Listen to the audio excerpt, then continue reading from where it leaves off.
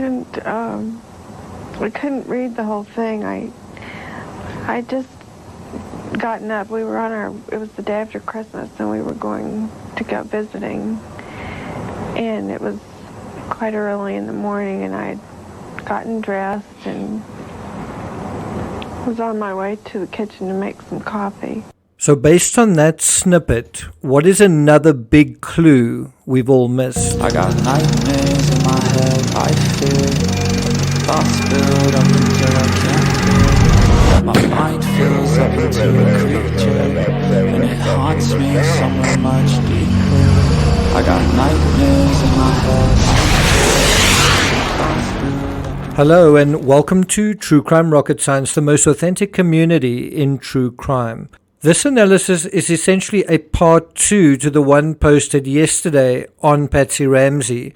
And what we're going to start off doing is unpacking that interview that she gave to JonBenet's America in terms of that documentary.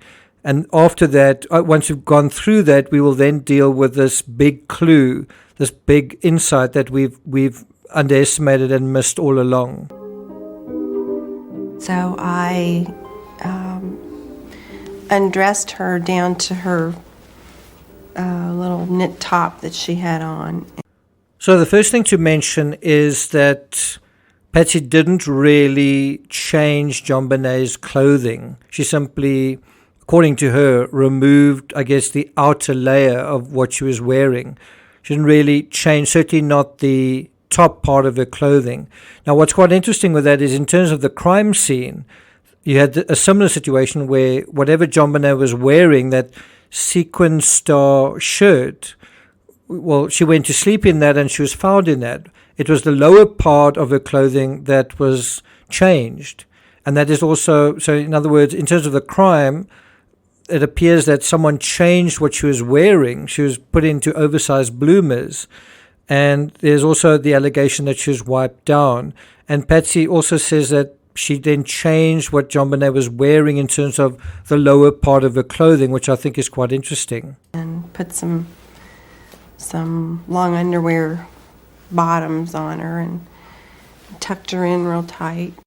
Did you know in terms of the crime scene in the basement, JonBenet was wrapped tightly, almost like the way some Native American Indian babies are sort of tightly bundled and then carried on their mother's backs. It was a similar kind of situation. She was really tightly wrapped in a blanket. So it's interesting that Patsy typically says that she tucked JonBenet in tightly. And whatever you may think of that, her bed doesn't seem to show that. And that really brings us up to speed with the meat and potatoes of the possible signs JonBenet wasn't put to bed that night. Before we get to that, if you haven't subscribed to the channel, please do. If you're finding this analysis worthwhile, please like, share, leave a comment. Look out for my part 2 on director Joel Souza from the Rust Saga. We're going to deal with the second part of what he said regarding his experience. Remember, he was shot just like Alina was. So look out for that coming up probably sometime tomorrow. If you find this analysis worthwhile and you really want to show your appreciation, you can hit the thanks button and let's get started. So possible signs JonBenet wasn't put to bed that night. Well, her bed doesn't look slept in or made. In fact, doesn't it look like that bed hasn't been made for some days? Also, in crime scene photos, the bedside lamp is on. Meanwhile, there are no references from either of the Ramseys that they turned this lamp on or off. So what does that tell you? Well, the fact that the lamp is on suggests that somebody didn't get into bed and turn the light off so that they could sleep. The fact that the lamp is on suggests that someone didn't go to sleep in that room whatsoever. Also, JonBenet, when she was found the next morning, she was still wearing the hair ribbon she wore to the whites. Now, if Patsy went to the trouble to change JonBenet into her pajamas, think about taking off shoes, taking off socks. Why wouldn't you take the hair ribbon out of her hair? Now, you might think, I don't change the hair ribbon out of my hair, or I haven't done it with my children. But if you understand Patsy and you understand the amount of care that went into JonBenet's appearance, her hair was dyed, her hair was often, the subject of photo shoots, and she also didn't want JonBenet to have scratches on her arms or drawings on her arm. Her child was a child beauty queen, and so something like hair is quite important to get right.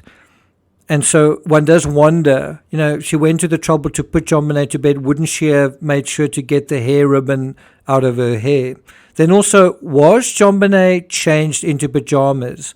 Because when she was found, she was still wearing the same shirt with the second star on that she wore to the whites. JonBenet also, and this is quite interesting, she didn't wash. She didn't shower or bath before going to dinner with the whites. Now, again, you might say that's not a big deal. It is quite a big deal if you consider this idea of bedwetting on a daily basis and the bed wasn't made that day. It kind of makes you think, when last did she wash? And would you, going to a Christmas dinner, would you make sure that your children showered or bathed? Then also, JonBenet's medical records show around 30 visits to the doctor, including 2 in December 1996, with some visits referencing sleeping poorly, not sleeping well. Bedwetting is also mentioned in her medical records. And as recently as December 3rd, JonBenet had to see an eye doctor. Then also a pair of soda cans, which appeared to be Coca-Cola, in Burke's bathroom sink could also be the reason, not just for kids high on sugar struggling to sleep, but also could explain bedwetting.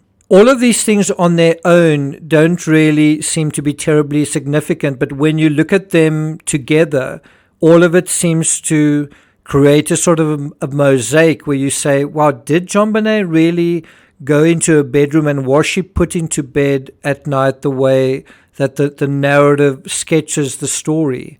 Her bed doesn't look slept in, the lamp is on, some of her clothing isn't changed whatsoever, there's a hair ribbon in her hair, JonBenet didn't wash.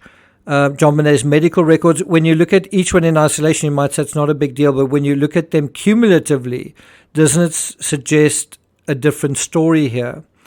I also want to touch on one of the housekeepers reacting to JonBenet's America, I think it was that, with tremendous indignation. She couldn't believe no one was confronting what she felt was an inauthentic narrative, and these are her words. I keep hearing a lot of little things, misconceptions, that I wanted to clear up. The other, I personally have had a very hard time with the Ramseys going on national television and not having anyone speak up to contradict what they are saying. Peter Boyles then says, can you give an example? Linda says, an example when John Ramsey says to the camera, I didn't know she wet the bed, or not very much. I happen to know myself. He walked upstairs, she had wet her bed, I came in on a Monday morning, and he said, could you change her bed? She's wet it again. The thing that strikes me as odd, I knew her between 2.5 and 4 years old. During that time, she did wet the bed, but it wasn't chronic. It was every now and then. Early on, 2.5-year-olds always do. It seems like they always have accidents. And this is the insight that comes from Linda that I think is really interesting. She says, it got progressively worse. That really needs to be emphasized. The bedwetting got progressively worse. She goes on to say, I think that a 6-year-old would wet the bed less than a 4-year-old or a 2-year-old. It actually got worse. It was moderate. She didn't have rubber sheets at that point. A pull-up would hold it. But her and Burke both wet the bed. Burke was 7 years old and he also wet the bed. And there I think she's talking about her experiences. Her experiences directly with the Ramsey children. She says, I didn't think it was odd at the time because it sometimes runs in families and it's more common in boys. All are, I think, quite good points. I do think one has to wonder, beyond potentially lazy parenting, what other reason could there be for a little girl having progressively worse bedwetting? I'm sure a medical expert could provide some insight into that, but I don't think one needs to be a genius to imagine something was going on in the background that was just not healthy, and beyond that, not safe for JonBenet. And then there's also this. If you want to talk about managing kids, managing a household, what about managing a trip or managing or preparing for a family trip? We were planning to leave for Charlevoix, which is, we have a summer cottage up there. We did have. We were going to rendezvous with our older kids for a first ever family Christmas all together in Michigan. We were to leave early that morning, fly to Michigan. Morning after Christmas. Morning after. So we've spoken about this idea of managing kids, managing a household, managing a house, what about managing a trip or preparing for a family trip? If you were to leave, you were to leave to fly out of state first thing early the next morning with a family of 4. It's not just you, it's 3 other people as well. What sort of preparations would you make? Okay, now what sort of preparations did Patsy make? And so during one of the questionings with the police, she said the following. Sometime between 5:30 and 6 a.m. and walked around here to the bathroom, and I did not take a shower that morning. So I don't know, what exactly I did here. I mean, other than just get dressed, brush my teeth, put on my makeup, and get ready to go. And then I walked downstairs here, came to the landing there. She shows the document, and there was an ironing board here, some clothes. I had a plastic bag kind of right in here somewhere that I had just things to throw in to take for my trip. So here's the question. Didn't Patsy pack the night before?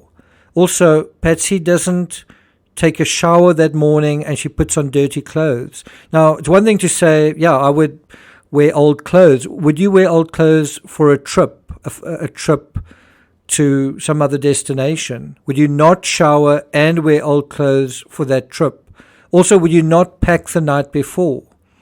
And I think, so just think about this idea of neglect or being kind of reckless or just not being very prepared in terms of your own management of a journey. Patsy goes on to say, and I think I was here for a couple of minutes just getting some clothes, things, and then I started down the stairs, this staircase, to go to the kitchen. And the notice on the landing on the stairs, the bottom of the stairs here, and there was some lighting on, but it wasn't bright lights, and started reading the letter. And that brings up this critical question. If the family were going on a trip first thing the next morning, where were their suitcases? Where were their suitcases? Have you ever thought about that? In all the pictures we've seen of the Ramsey household, the lounge, John and Patsy's bedroom, Burke's bedroom, JonBenet's bedroom, the lounge, where are the suitcases? Where are the preparations for their trip first thing the next morning? If Patsy got up shortly before 6 a.m. and they were due to fly out at 7:30, then how are they going to kind of have breakfast, get dressed, pack, and drive there all in that period of time? Now, you might say for a single individual, that's not difficult, but for a family of 4, what do you think? And that, I think you'll agree, is one of the biggest clues we've all missed. What's the first thing you remember, Patsy? The first thing I remember is waking up, getting dressed hurriedly, going downstairs, and putting a few things together to pack to take on the plane. Just about what? Okay, I'm not going to take it further than that. Thank you for listening. Enjoy the rest of your weekend, and I'll see you guys next time.